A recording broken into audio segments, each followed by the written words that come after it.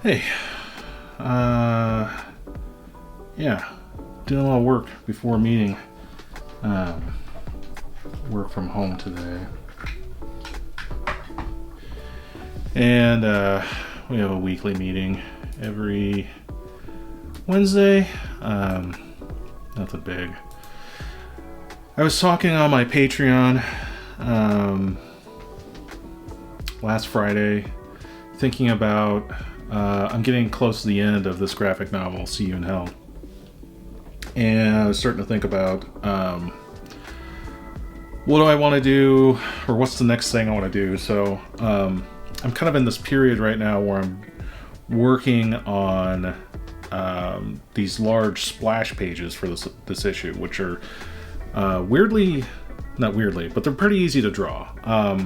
There's a big difference between drawing one big panel versus 8 tiny panels. And it's given me a little bit more time. I was hoping to be watching a lot more baseball with the Cubs. They lost. So I talked with my friend Zach and graciously wished him and his Brewers luck. Ironically, we have another friend from high school who is a big Dodgers fan, so they're arguing right now. We're talking a little smack back and forth to each other on a via online text messaging. But anyway, I was thinking about how my I just kind of want to do happy things. After I did my graphic novel, The Walk, it was very depressing. It took me a long time to do. It took about 10 years to do. Probably should have taken less than a year.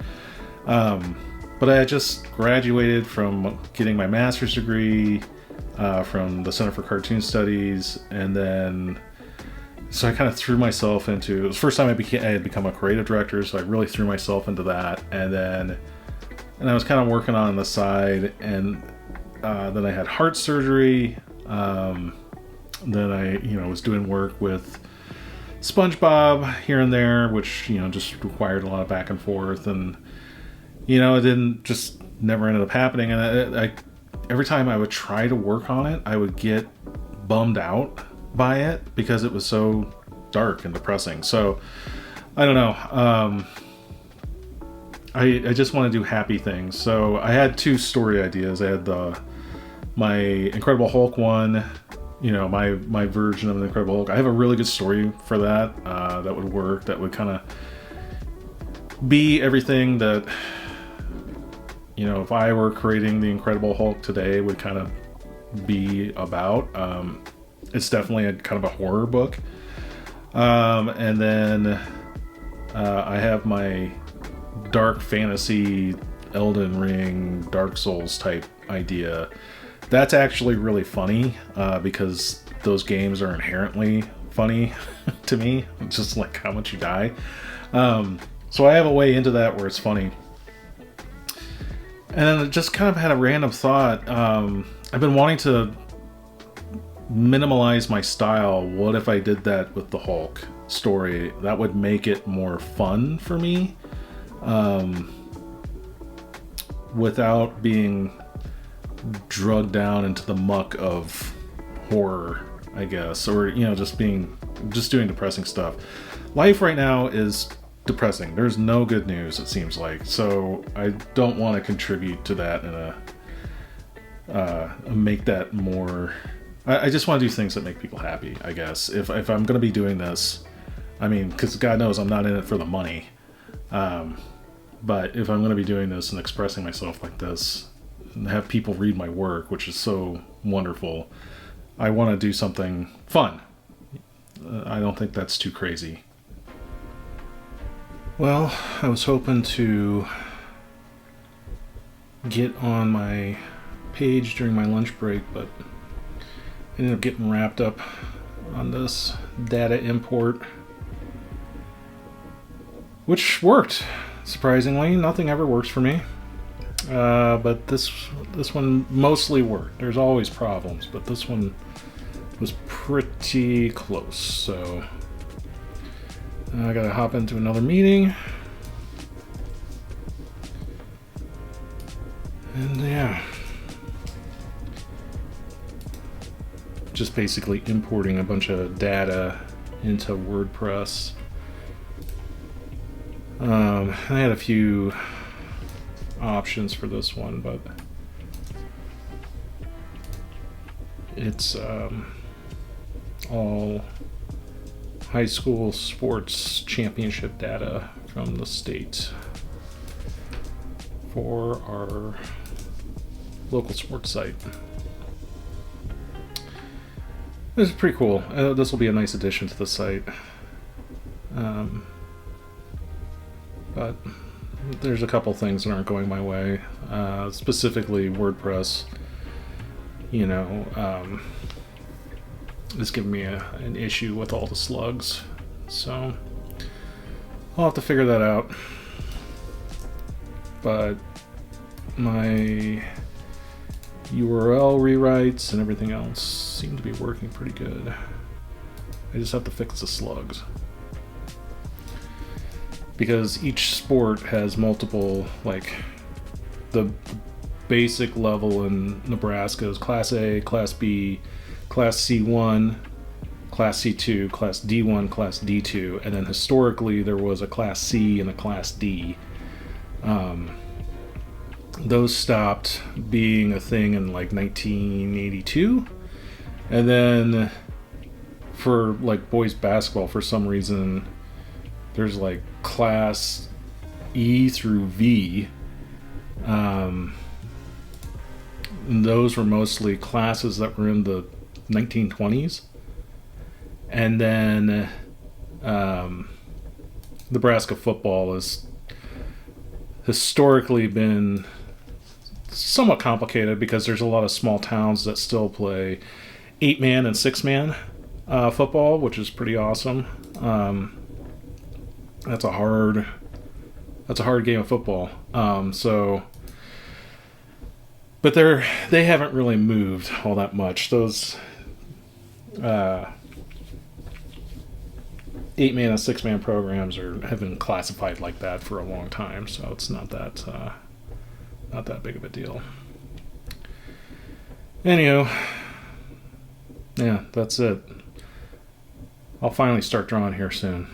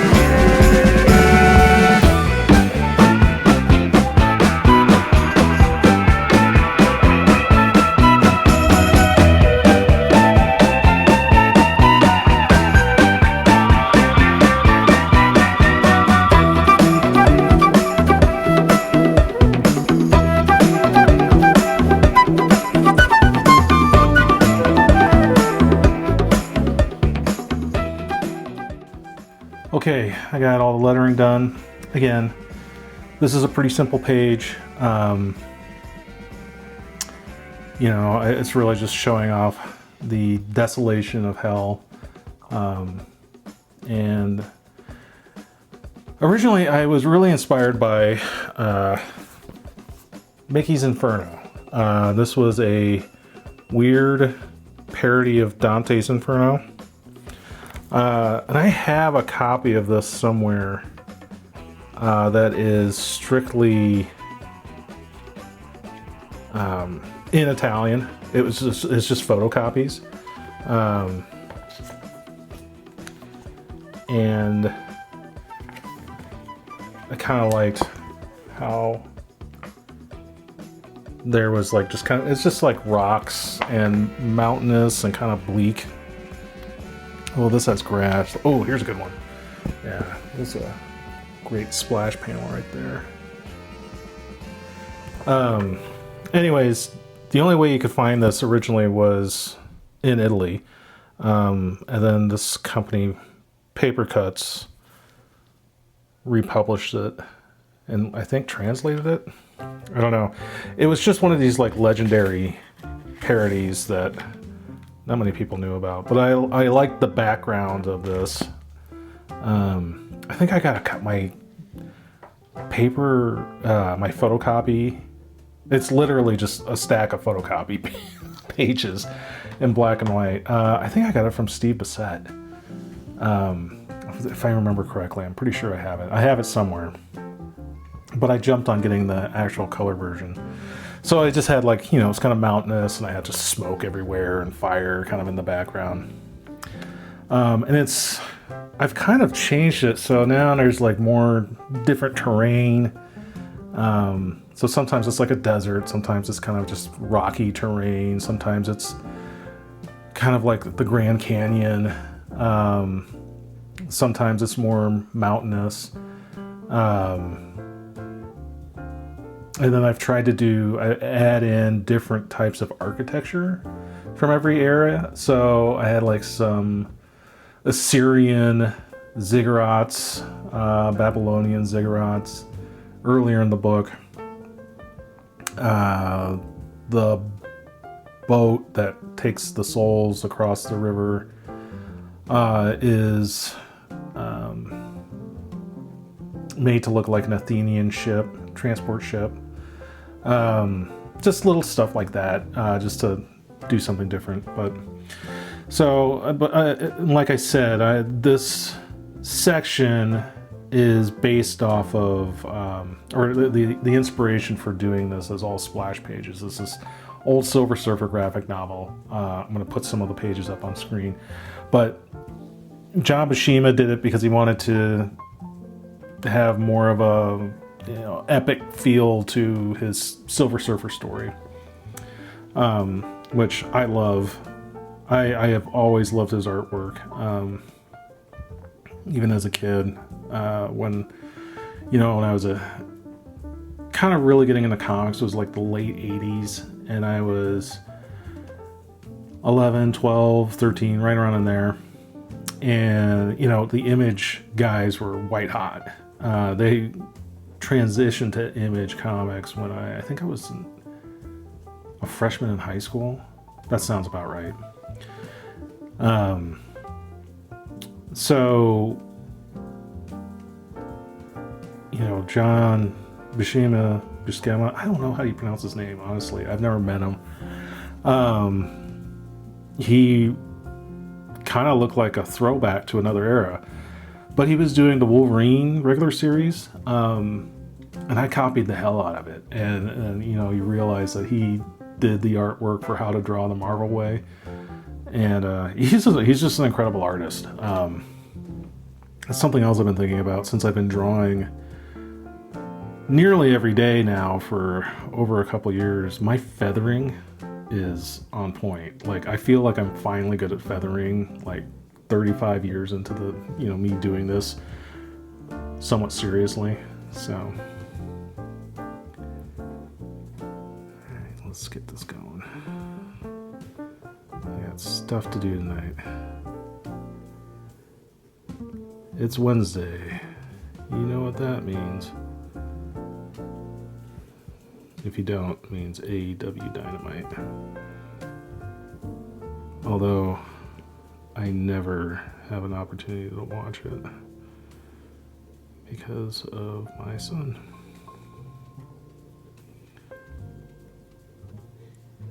I don't like that, but there you go.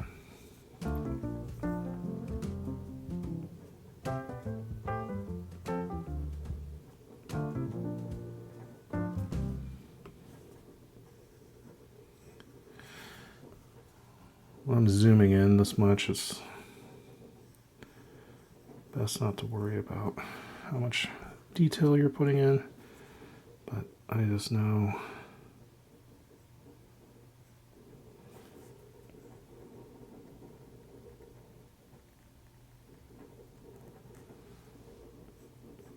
that will bug me.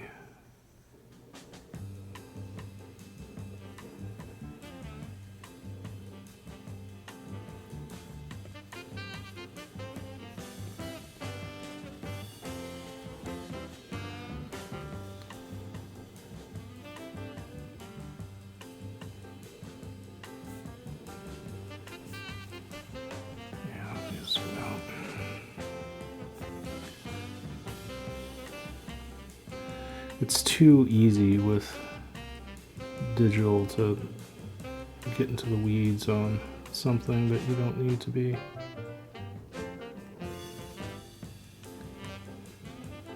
You'll never be that close in real life on anything.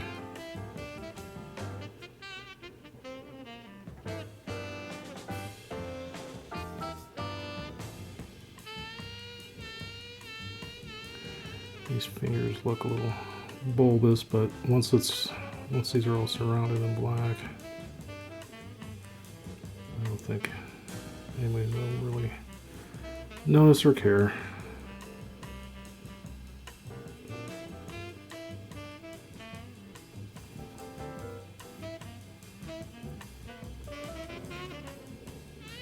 Yeah, they're a little.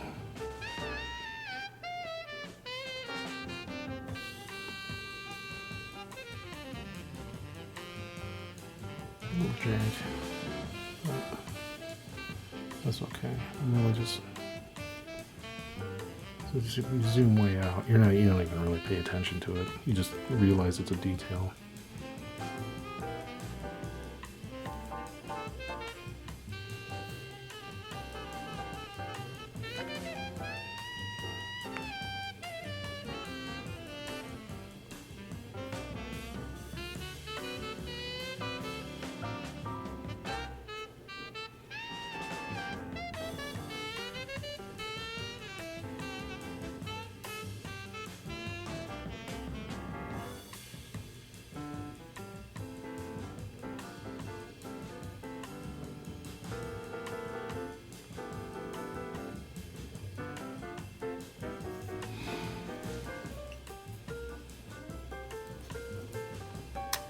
I was kind of not feeling comics for a couple days. We're kind of just bummed about comics just in general. Specifically just where I'm at with comics. One, I'm never going to be good enough in my mind. And two, I'm probably never going to make a living from it. Which is fine in some regards. I have a very nice life, so I don't, I'm not upset about that part of it. But I was on YouTube last night and I watched a few comic channels that I'd like to shout out. Need to give a follow or something. I don't remember if he's wearing jeans or not, so I'm just gonna fake it. If I need to later, I can go back in. Anyways, one is John Brinkley. I've been watching his videos for a while. I've never commented on them. But he's really good for like process and motivation. I've really enjoyed his videos. I'd like to read his work. I haven't sought it out completely yet. And then, I don't know, I just liked his thoughts on comics and taking care of yourself. And he has a lot of like real practical advice that I'm probably never going to share. But if you're just getting started making comics, I think it would be a good follow for you to watch some of his videos.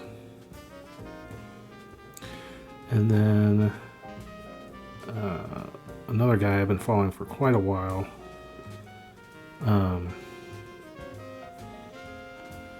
is a guy, Matt, and it's like 3 T's. I probably butchered that.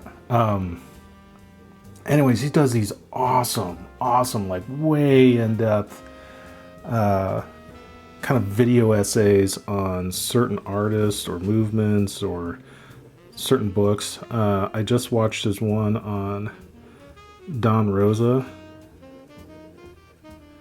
last night, and just got me all inspired. Both him and Carl Barks are amazing artists, and I knew about Rosa. I mean, I recognize his importance, especially for Duck Comics. And by Duck Comics, I mean Donald Duck. And if you aren't aware, he took over basically for Carl Barks. But I didn't realize the whole story, that he basically did it as a fan comic for Gladstone, who was the official Disney publisher at the time. And it was just like, they just published them as an afterthought. They were just reprints. The whole story is fascinating. I learned a lot, and I know a lot about comics. So I recommend taking a look at it. And I also watched his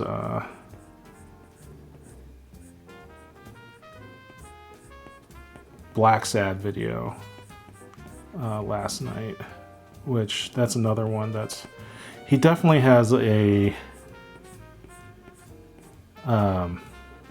type of creator that he looks at, and it's usually creators that are maybe not recognized for the genius that they are right away, or maybe you've been forgotten. But he's had some bangers. The Hugo Pratt one was awesome. The Eternaut one was great. I can't remember. The Carl Barks one, of course, I watched that, but I already knew a lot about Carl Barks, which also is an inspiration for this book. Carl Barks is one of the most amazing artists I've ever seen in my life. And he was a virtually unknown artist because Disney wouldn't let them sign their names to their comic work. Anyway, Don Rosa, I have the Life of Times of Uncle Scrooge. Well, I think it's the Life of Times of Scrooge McDuck. I bought it years ago. But Fantagraphics has been reprinting a lot of his work, and I didn't realize that Disney basically is not going to let them republish anything else, or anything with Don Rosa. Like, that's it.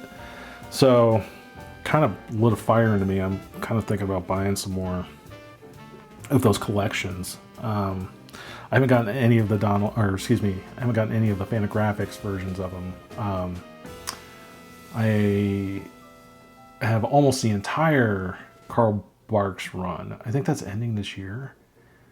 I have them all. I mean, it's been like a 10, 12 year run. But yeah, I have all of his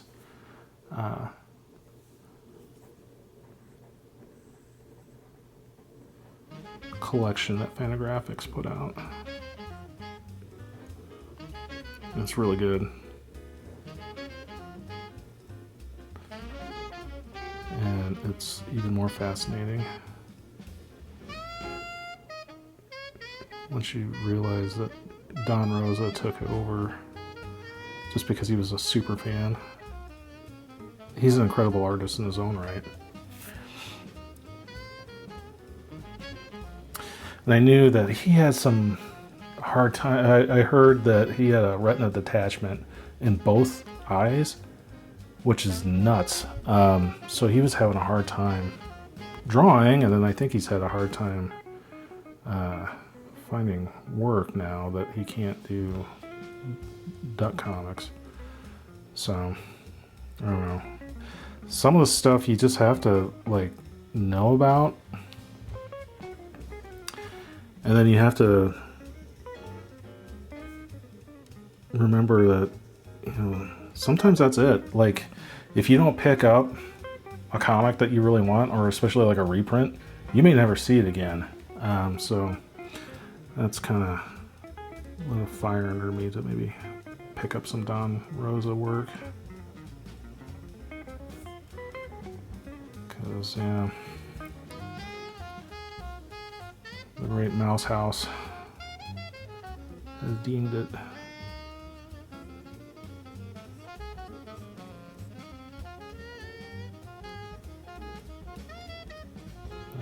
You can't do anything anymore with it. I can't remember why. It was late when I was watching it. Some sort of issue.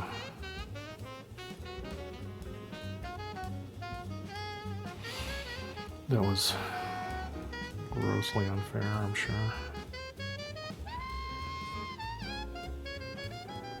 This is my big demon. I didn't do that.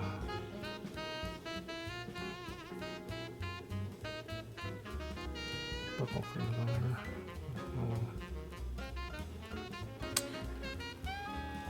there. Anyway.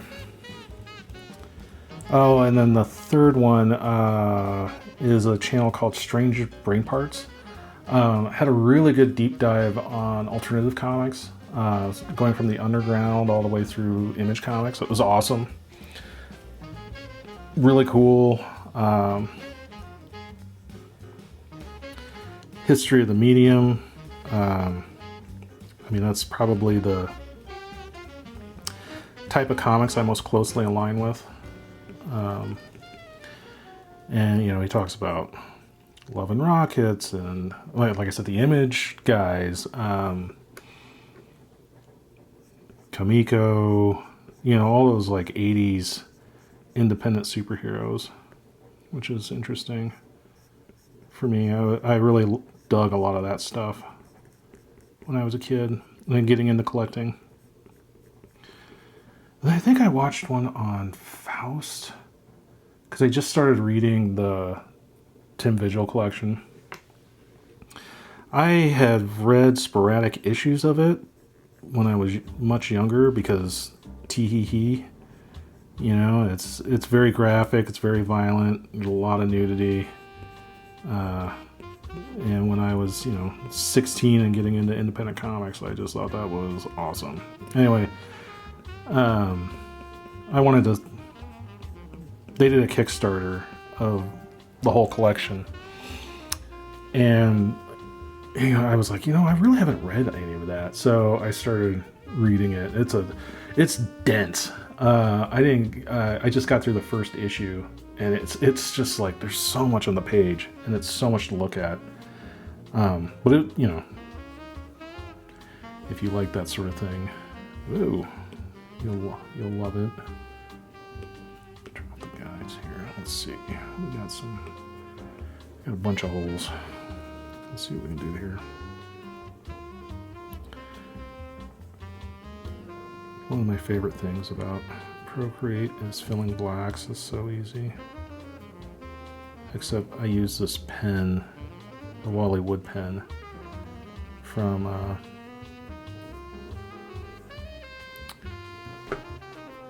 True Grit Texture Supply. I don't know, I just had a senior moment there. It's the only brushes I really use. And I love it because it actually looks a lot like how my line work draws if I'm using a brush and ink. After I do scans, there's just like kind of holes like this all over the place, like that in there.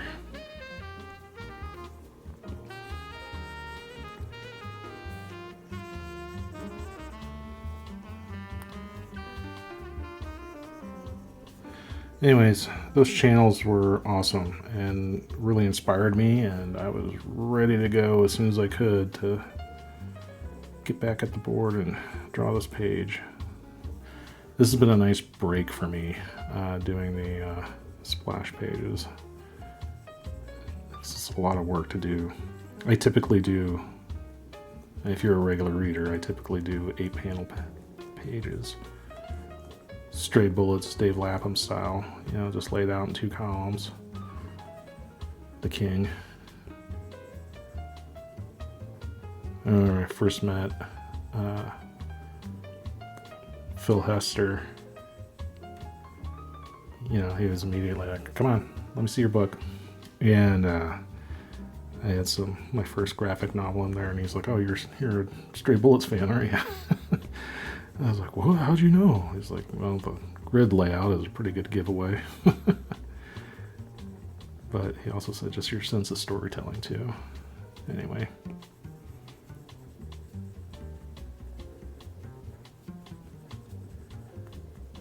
I don't mean to make it sound like I'm name dropping or anything, but that's the great thing about comics is if you get in, or if you, I mean, you don't even need to like get in. There's not like an application process. You just make comics and like hand them out to people, and people will talk to you. And if you're at a con, they'll invite you to dinner. I mean, it's such a small community that you can meet just about all of your heroes. Now, some of them probably aren't worth it, but you know, there are a lot of nice people in comics. There we go. And that's partially why I love it, is that it is just kind of a small community of creators. And it doesn't really matter what you do personally. Like, you could do funny animals or do Bigfoot style, for example, or something, or you're really into superheroes. But like, I mean, I've been at many a dinner hanging out with people that do all sorts of comics. You know, I have, you know, guy that used to do comics as a YA writer, guy that used to be a colorist that now is in finance but still does comics a little bit on the side. You know, it's just like people that do really adult stuff. That's fun. I mean, that's just, everybody just loves the art form so much. Like, everybody kind of reads everything, and if they know you personally, they will definitely read your stuff. They may not like it, but they'll read it for sure. And if you ask for feedback, you'll usually get it. I don't know. Comics are great. It's just such a great community. All right. I'm just going to wrap this up because this has been a while to talk. So I'm just going to let this guy roll, capturing the artwork, and then, yeah, I'll talk to you soon. Thanks for hanging out with me.